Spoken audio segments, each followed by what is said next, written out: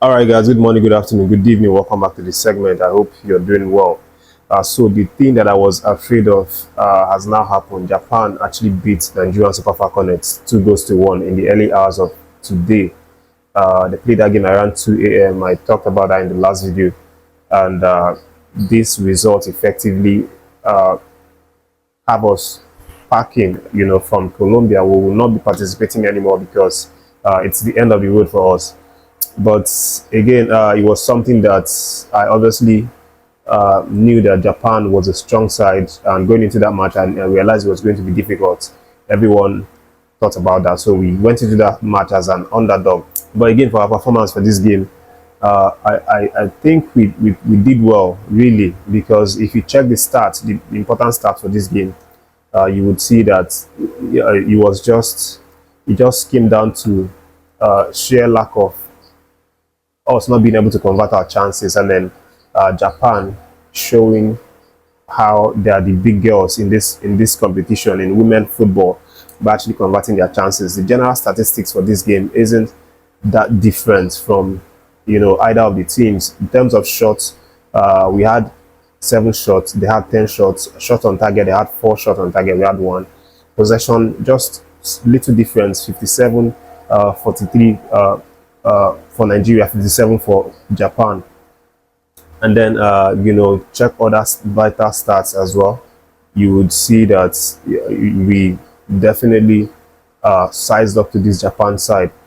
But again, I saw the 2 goals. The 2 goals came out of almost nothing. It came out of square crosses from this Japan side, and then no one was marking these players that scored the goal. The first one was scored in the 33 minute by Matsunaga. The cross came in swinging into the to the left flank of the Super Falconets. No one was there to mark the defender. And she had a free header, headed it into the net, back of the net. And then they later scored again in the second half by a goal from Hijikaya. Also, similar kind of goal, square pass, right in the face of our goal. No one was there to actually disturb Hijikaya.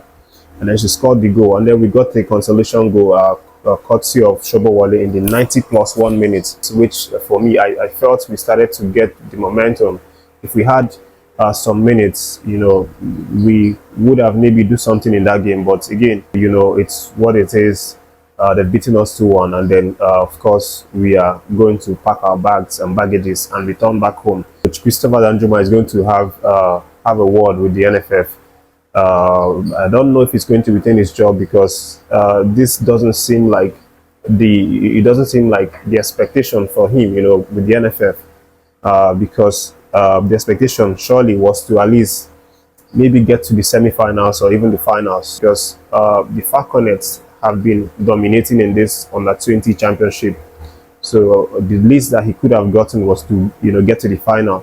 But we'll see what happens with that one. But again, kudos to the girls for everything they've done, even though it wasn't the result that we expected. But again, they'll come back home and then prepare stronger for next competitive event. But moving away from that gist, but still around the female football in Nigeria, Coach Randy Waldrum has now tendered his resignation letter to the Nigerian Football Federation. He has now decided that he doesn't want to coach Nigerian Super Falconets. That's the senior team of the women's team.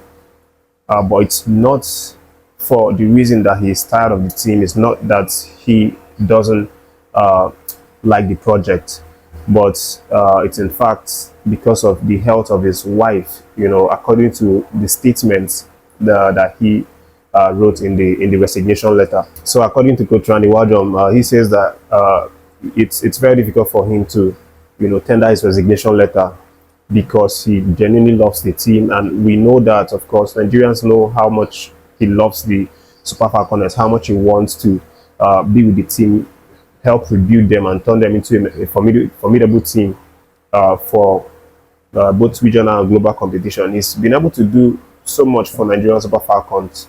We've seen that play out in the World Cup in the Australia, New Zealand last year. where we did impressively well. Also, he helped qualify us for the Olympics, first time in I think 16 years. So he has been masterminding some really important reformations in the national team. But it's so sad to see that he has now decided to leave the national team. And just to read the a part of his resignation letter, Waldrum said in his words, "It's been a very difficult few weeks following the Olympics with my wife's health issues and the worries that obviously come with that. After much thought and consideration, I'm hereby resigning my position as head coach of the Super Falconets.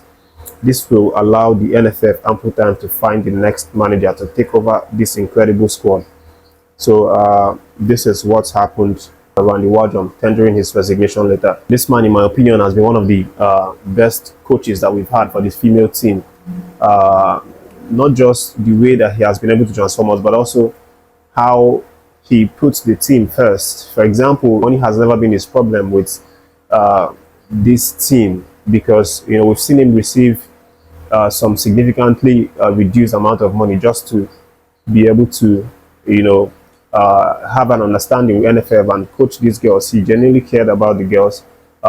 He was just receiving about, I think, $10,000 a month, which is incredibly low for a coach of his stature.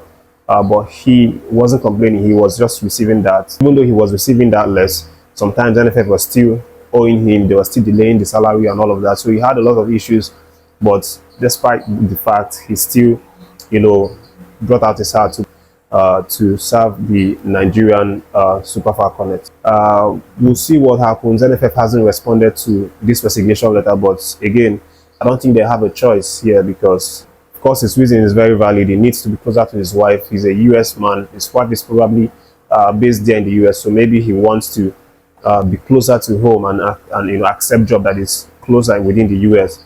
But this gives NFF ample time to look for replacement for him, before we start seeing competitive games come up in the category of the Super Falcons. But leaving that, I'm moving on to the next one.